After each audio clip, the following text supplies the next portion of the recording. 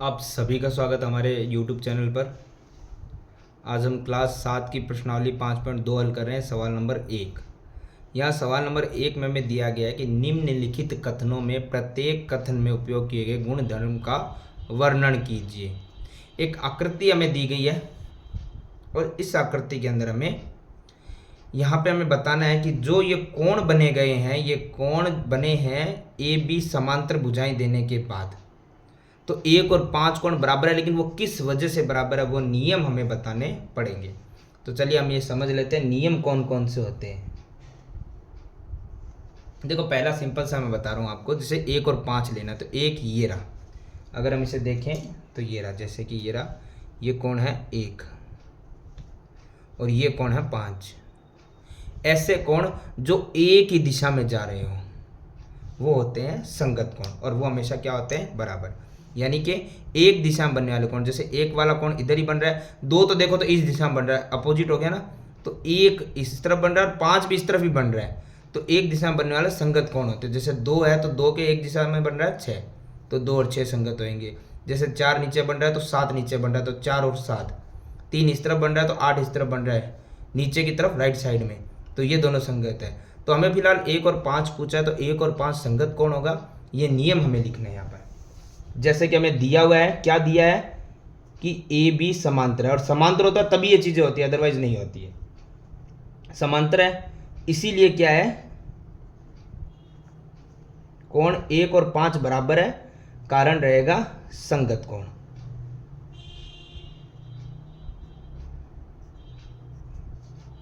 जैसे हम देखते हैं 4 और 6। अब 4 और 6 अगर एक दिशा में तो है नहीं, एक जा रहा है लेफ्ट साइड में, एक जा रहा है राइट साइड में, दोनों अलग अलग विपरीत दिशाओं में, तो वो कोण बराबर होंगे और भुजा समांतर है। तो वो किस लिए बराबर होंगे? अगर एक दिशा में होता जब तो हम कह देते हैं कि वो संगत है, लेकिन विपरीत दिशा में जा रहे, तो आइए इनको समझते हैं।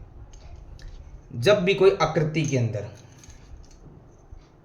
हमें कोण दिया गया है, लेकिन वो है जड़ के रूप में, आप ध्यान से देखिए, वो जड़ के रूप में, यानी कि एक कोण इधर और एक कोण इधर, जड़ का मतलब इस तरीके से, तो एक कोण इस तरफ और एक कोण इस तरफ, लेफ्ट और राइट में।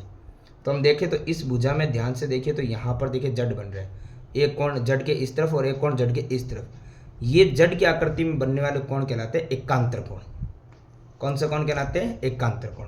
तो यहाँ पे हमारा कारण क्या हो जाएगा? सिंपल सा है कि हमें दिया हुआ क्या है, कोण 4 और कोण 6 बराबर है, ठीक है। इसीलिए ए और बी समांतर है। और ये बराबर क्यों है? क्योंकि ये कौन से कोण है? अंतः एकांतर कोण। अंतः का मतलब हो गया अंदर की तरफ बनने वाले, ठीक है। और अगला है, कोण 4 और 5 को जोड़ने पे 180 आए, तो क्या ए और बी समांतर होगा? देखो यहाँ पे हम देखते हैं कि हमारे पास ए और बी, सॉरी 4 और 5, 4 ये रहा ये वाला कोण, और 5 ये रहा ये वाला कोण।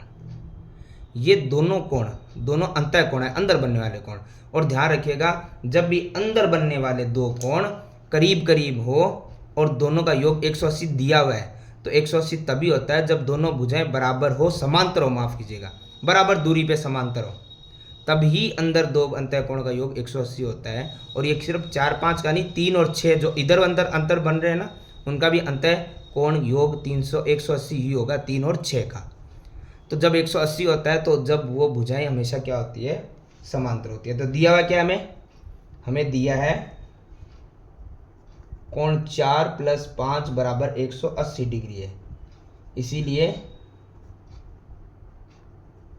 ए और बी समांतर होगी। कारण क्या रहेगा? कारण सिंपल सी बात है कि जब भी तिर्यक रेखा एक काटती है, तो तिर्यक रेखा के एक ही ओर, यानी एक ही तरफ, एक ही ओर मतलब एक तरफ, या तो इस इधर या फिर इधर, एक ही ओर बने अंतः कोणों का योग कितना होता है? 180 डिग्री। तब भुजाएं समांतर ही होती है। ये हमारा सवाल नंबर 1 होता है कंप्लीट।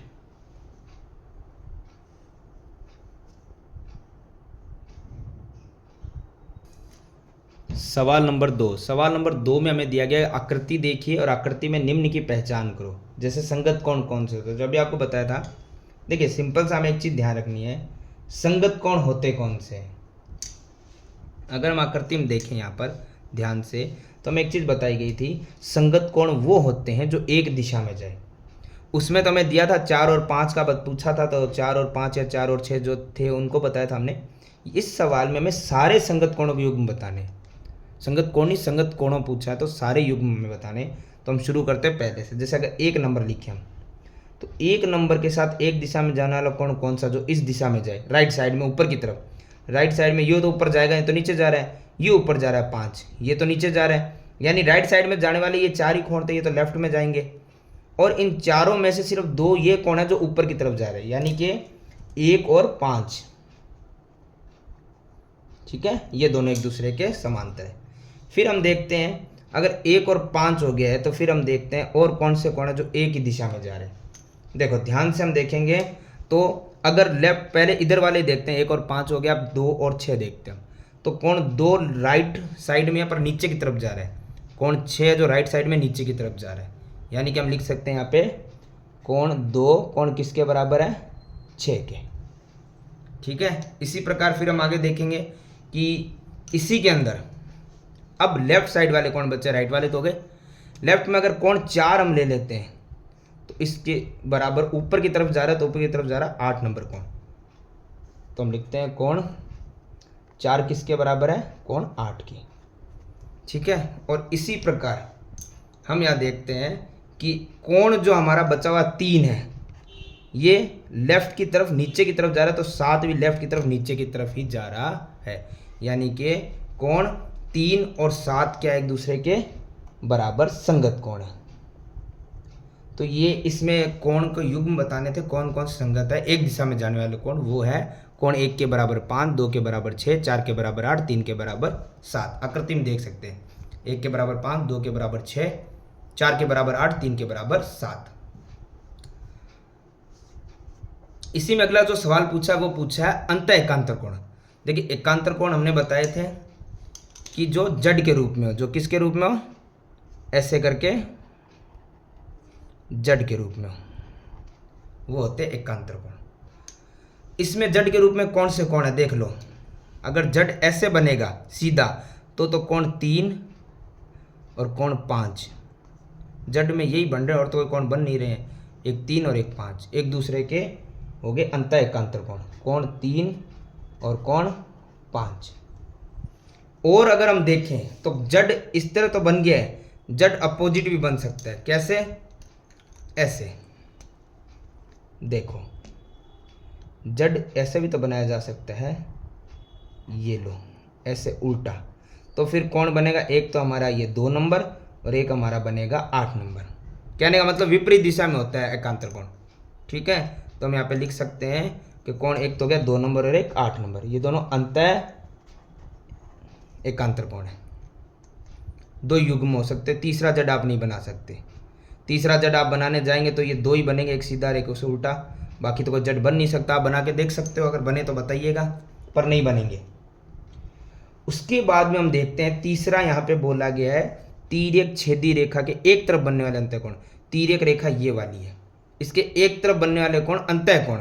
तो देखो चीज ध्यान से देखना, कोण तो दोनों तरफ बन रहे हैं, यहाँ भी 4 कोण, यहाँ भी 4 कोण, लेकिन अंतः कोण देखो, एक तो अंतः कोण ये हो गया, एक ये हो गया, इस तरफ एक ये हो गया, एक इस तरफ ये हो गया। तो पहले एक तरफ वाले लिखते हैं हम। देखो अगर एक तरफ वाले हम देखें, मान लो पहले इस तरफ देखें तो अंतः कोण 3 और 8 है, कोण 3 और कोण 8, ये बराबर नहीं है, अंतः कोण है जिनका योग 180 होता है। और अगर इस तरफ देखेंगे तो अंतः कोण एक 2 और एक 5 है। ठीक है, ये हो गए अंतः कोण। और अगला है शीर्षाभिमुख कोण। देखो शीर्षाभिमुख कोण कौन से होते हैं, ये हमने पहले भी जो प्रश्नावली 5.1 की थी उसमें देखा था, हमने समझा था। सिंपल सी चीज़ है, शीर्षाभिमुख कोण होते हैं आपके कोई भी 2 रेखाएं जब कटती है तो ये वाले कोण शीर्षाभिमुख कोण कहलाते हैं। अपोजिट में देखोगे तो ये वाला और इसके शीर्षाभिमुख हो जाएगा। तो हम यही देख रहे हैं कि अगर एक को मैं देखूं तो इसके पीछे वाला कौन होगा, शीर्षाभिमुख, यानी कोण 3। यानी कि हम लिख सकते हैं कोण 1 बराबर किसके है, 3 के। ऐसे ही इधर वाला भी देख लो, कोण 4 किसके बराबर होगा, 2 के। फिर आ जाओ नीचे वाले पे, कोण 8 किसके बराबर होगा, पीछे कौन है, 6। कोण 8 बराबर होगा कोण 6 के।